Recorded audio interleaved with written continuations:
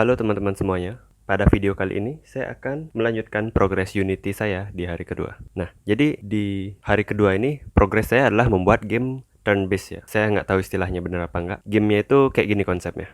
Ada dua pemain ya, pemain sama musuh, dan ada dua tombol, tombol serang dan tombol heal. Si pemain ini punya beberapa atribut dan musuh juga punya. Misalnya kalau kita pencet salah satu tombol, musuh juga akan melakukan aksi. Jadi aksinya tuh kayak gantian. Pemain beraksi dulu, terus lanjut musuh beraksi. Tapi ini masih ada beberapa kekurangan ya dan kelemahan. Jadi kalau teman-teman lihat di sini, musuhnya udah mati, tapi musuhnya masih bisa melakukan aksi yang harusnya nggak bisa. Dan dalam kodenya juga cukup mengerikan ya kodenya, membuat mata sakit. Jadi metode pengecekannya itu masih pengkondisian bersarang ya. Nah, juga di sini ada perbedaan. Kalau di hari pertama itu kan input proses output ya. Nah, kalau di hari kedua ini adalah object oriented. Oke, saya yakin teman-teman punya intuisi yang bagus ya untuk memahami tabel ini. Anjay, intuisi nggak tuh? Tapi bagi teman-teman yang sering megang OOP ini pasti sudah familiar dengan ini. Jadi di sini kita punya atributnya dan kita punya metodenya. Jadi, nah di dalam atributnya ini ada satu atribut nih yang spesial. Nah ini, tipe datanya teks. Teks ini apa nih tipe datanya nih? Jadi ini bukan tipe data ya, ini adalah objek. Jadi setiap karakter itu kan dia punya teks untuk menampilkan statusnya ya. Itu saya masukkan saja ke dalam sini biar menampilkan statusnya itu gampang. Oke, itu saja. Jadi saya akan mencoba meremake project saya ini dan sekalian akan melengkapi dan menyempurnakan project ini hari kedua ini. Jadi saya bikin namanya ya. Oke, jadi sekarang kita sudah berada di projectnya ya, project turn-based game-nya. Jadi yang pertama-tama saya lakukan, saya akan membuat UI text. Oke, saya arahkan posisinya ke tengah. Dan saya ganti teksnya menjadi pemain.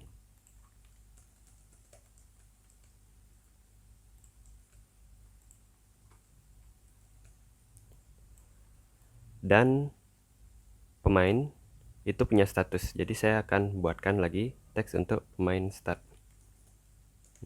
Dan sekalian nama elemennya ini, nama ID-nya ini, saya juga akan langsung berikan seperti ini. Agar gampang dicari nanti saat codingnya. Nah sekarang saya akan membuat hal yang sama untuk musuhnya. Jadi ini masih game yang simple ya. Jadi hanya ada dua karakter, pemain dan musuh.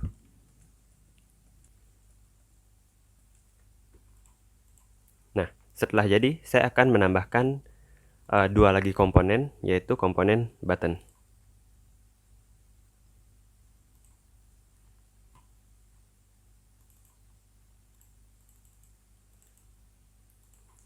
Jadi nama teksnya saya pakai bahasa Indonesia aja ya. Button serang dan button sembuhkan. Oke, kita cukupkan saja segini UI-nya. Jadi kita akan langsung membuat script-nya. Kita kasih nama gameplay. Gameplay. Oke.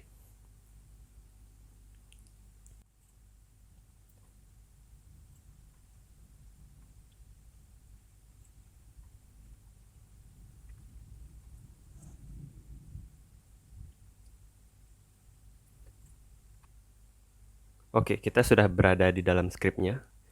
Nah, jadi yang perlu kita pertama kali lakukan, kita akan membuat kelas objeknya. Kelas objek yang tadi ada di sini ya. Jadi kita akan membuat atribut-atributnya, string nama. Yaitu ada string nama, terus ada integer hit point maksimal, terus ada kekuatannya dia, atau strength ya, dan regen. Nah, kita juga tambahkan teks.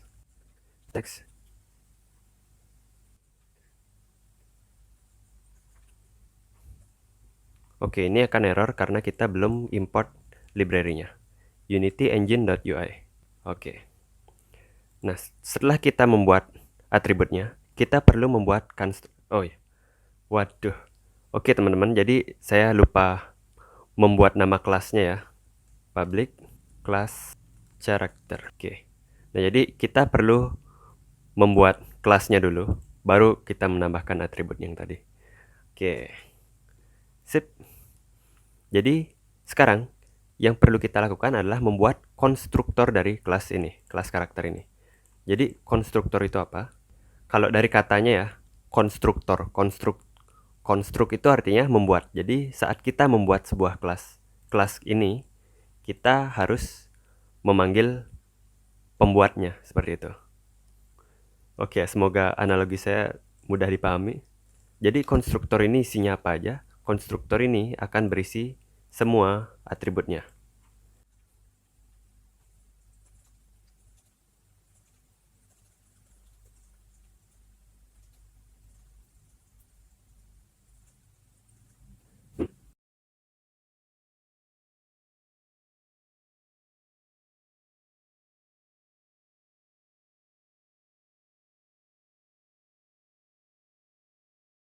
Jadi di sini ada beberapa, ini argumennya adalah semua atributnya ini. Dan argumennya itu nanti akan ditangkap oleh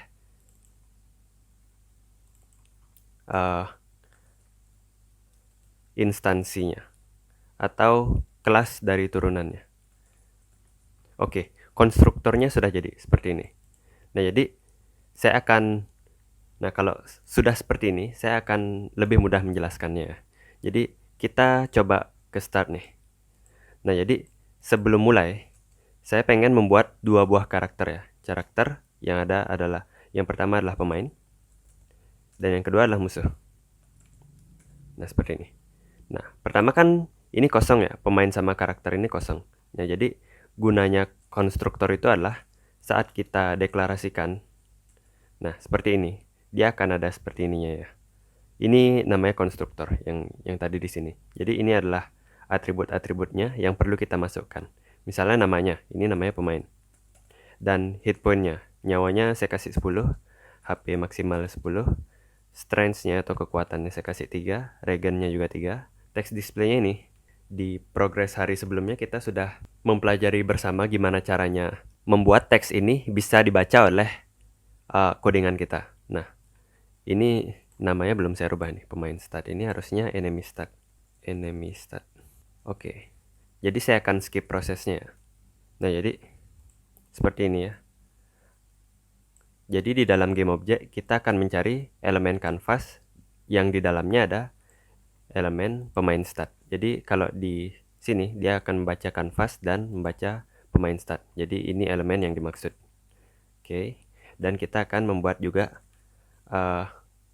objek turunan dari musuh. Nah, namanya adalah musuh. Jadi hit point awalnya saya akan set 8 ya. Karena pemain dapat plot armor ceritanya. Oke, plot armor gak tuh? Nah, jadi di sini saya akan copy paste enemy stat ini. Saya ganti ininya pakai enemy stat. Oke. Nah, setelah sampai di sini, saya akan mencoba menampilkan ya ini status-status ini ke dalam teksnya ini, masing-masing teksnya ini, pemain stat dan musuh stat. Jadi yang saya lakukan adalah bagaimana? Yaitu seperti ini, pemain, saya akan memanggil ini, karena teksnya ini masih belum privat ya, jadi saya belum publik ya, jadi saya tambahkan ini dia public agar dia bisa dipanggil pemain.displayText stat. Misalnya kita pakai dummy dulu nih, hello world, pemain dan musuhnya juga. Nah, musuhnya akan hello dunia, pakai bahasa Indonesia ya. Nah, kalau saya jalankan, nah dia bakal berubah ya. Oke, sudah berubah. Ini sudah berubah. Atau kekecilan di layar teman-teman, saya gedekan dulu. Nah, ini hello world dan hello dunia. Nah, karena kita akan banyak berurusan dengan merubah teks ini, saya akan tambahkan satu metode ya di kelas karakter ini. Saya akan tambahkan metode namanya displayText character. Oke, jadi kita akan buat dulu yang paling bawah itu ya, displayText itu. Public void displayText stat. kan 5 karakter diri sendiri. Di dalam fungsi ini kita akan diri sendiri dot display stat dot text. Nah, sama dengan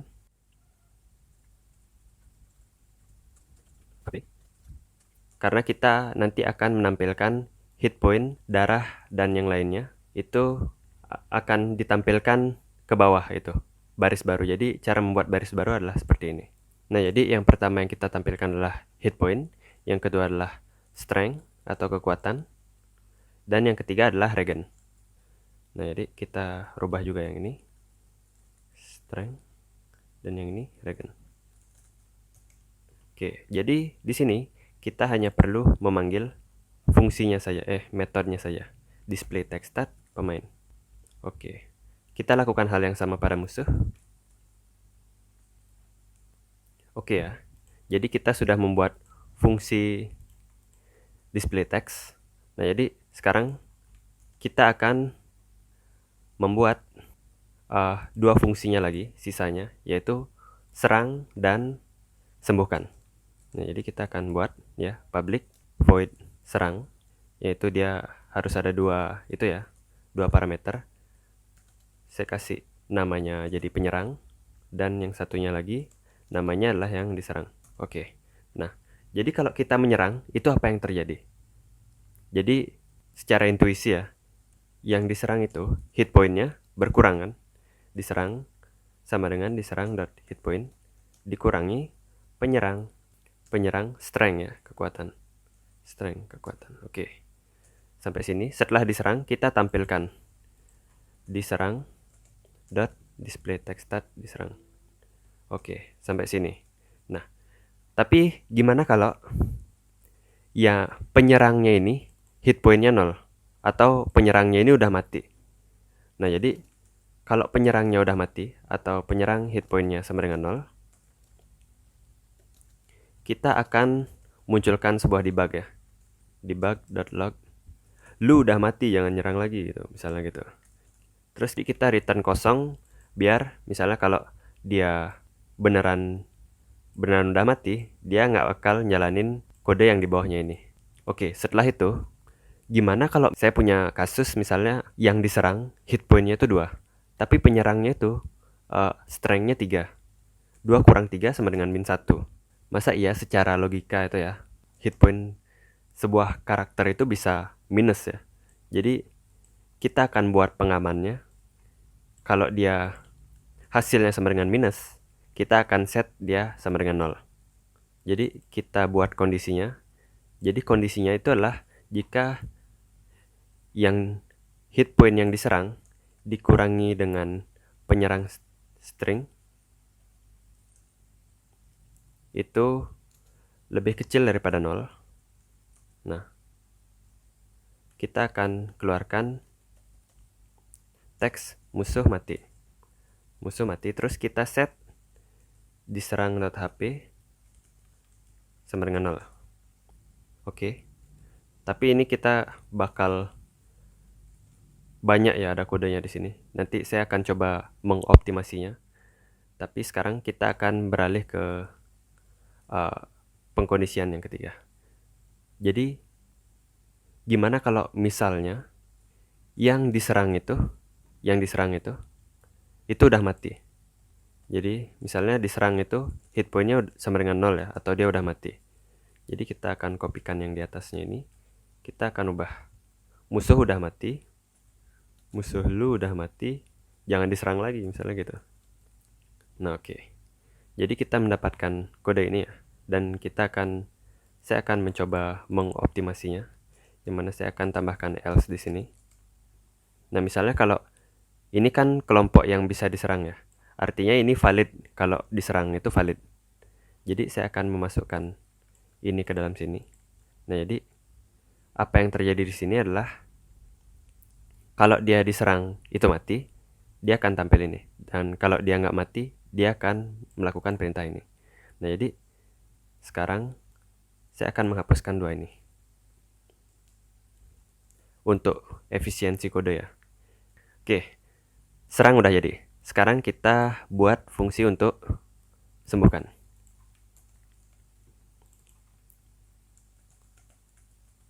Nah, jadi disembuhkan ini, secara intuisi, diri sendiri dot hit point sama dengan hit pointnya nambah kan. Jadi diri sendiri dot hit point dot HP sama dengan ditambah pakai regen ya. Diri sendiri dot regen. Oke. Terus kita tampilkan juga. Jangan lupa ditampilkan. Serang diri sendiri.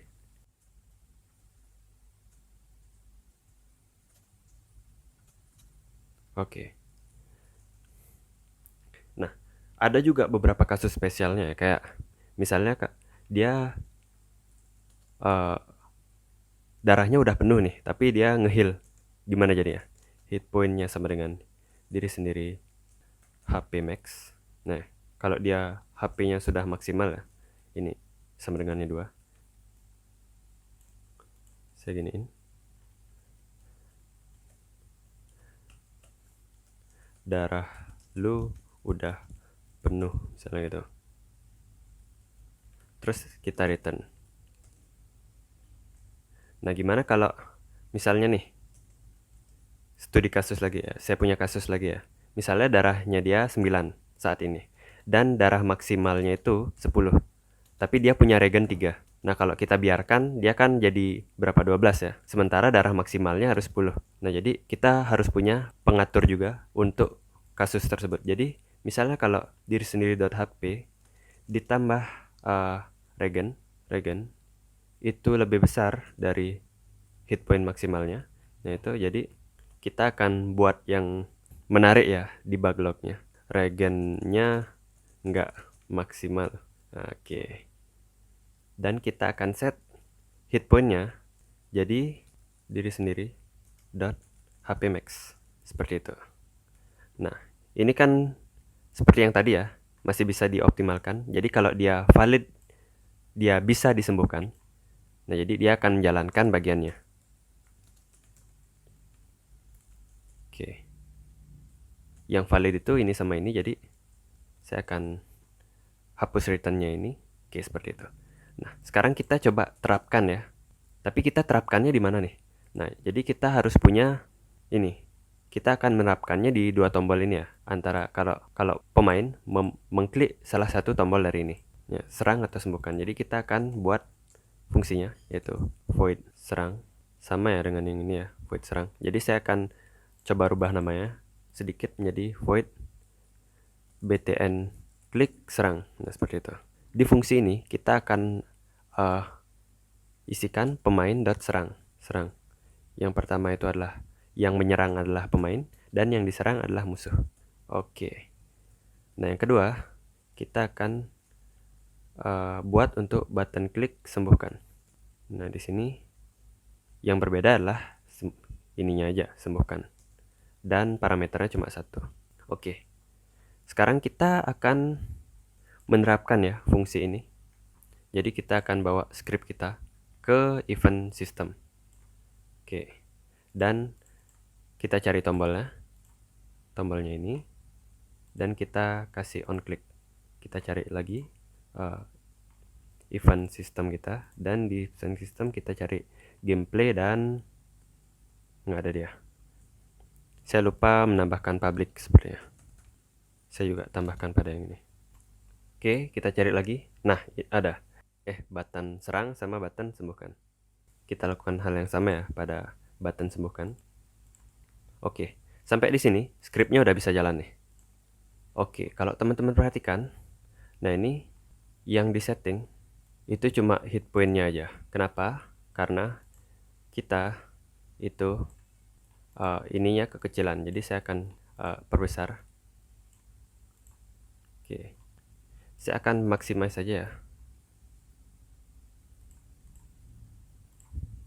Nah, biar kelihatan lebih jelas juga. Nah, jadi ada pemain, ada musuh. Saya akan coba serang musuhnya sampai mati. Nah, ini. Musuh lu udah mati, jangan diserang lagi. Oke. Nice. Gimana cara keluarnya? Oke. Di konsol ini juga bakal ada ya. Musuh lu udah mati, jangan diserang lagi. Ada 3, karena saya klik tadi 3 kali pas gitu. Oke. Nah, jadi ini kan baru pemainnya aja yang beraksi ya. Kita akan menambahkan aksi untuk musuhnya juga. Jadi caranya gimana? Caranya adalah kita akan menambahkan fungsi lagi di sini yang namanya aksi komputer. Oke, di sini saya akan membuat sebuah integer random. Pilih acak namanya, random.range. Dan itu pilihannya dari 1 sampai 3. Nah, kalau 1 sampai 3 kita pelajari kemarin, dia akan menghasilkan pilihan 1 atau 2 ya. Oke. Nah, dari pilihan 1 atau 2 ini, kalau dia pilihan acaknya itu sama dengan 1, maka kita buat komputer untuk menyerang. Jadi enemy musuh ya maksudnya. Musuh akan serang si pemain. Yang pertama penyerangnya adalah musuh, ini adalah pemain. Oke, kalau selain dari itu else, dia musuh akan menyembuhkan. Oke. Sepertinya sudah sempurna ya. Kita coba tes. Oke, kita coba jalankan. Kita serang nih. Oh ya, si dodol. Kita belum menambahkannya ya. Kita tambahkan aksi komputer ini di setiap button-button yang bakal kita klik. Oke, kita abaikan saja ya warningnya.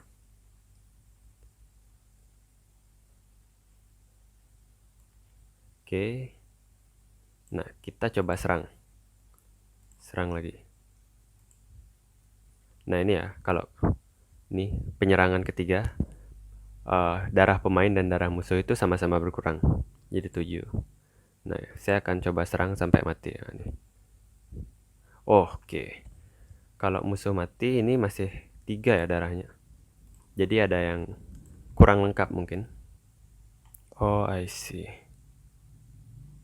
Oke, jadi asumsi saya ini adalah ketika HP musuh itu sudah 3 dan kita serang dengan strength 3 ya. Nah, itu kan musuh harusnya udah mati. Tapi saat itu musuh memilih regen. Jadi hit point-nya bisa 1. Nah, seperti itu. Jadi programnya bakal ambigu nih. Musuhnya udah mati, tapi hit point-nya 1. Nah, seperti itu. Nah, jadi kita perlu mengantisipasi itu ya. Jadi mungkin ada di regen ya masalahnya. Oke, benar ada di regen. Saya lupa menambahkan kalau misalnya dia udah mati, itu nggak bisa ngeregen lagi. Oke, akhirnya. Tadi saya coba lakukan debug ya. Debug, jadi saya ketemu masalahnya di sana. Apakah asumsinya benar? Semoga asumsinya benar ya. Oke, jadi kalau musuh udah mati, dia akan hit point-nya 0. Oke, jadi sekian dulu video progress Unity hari kedua saya. Semoga bisa membantu teman-teman juga, dan kita akan bertemu di Unity video selanjutnya. Salam berbagi.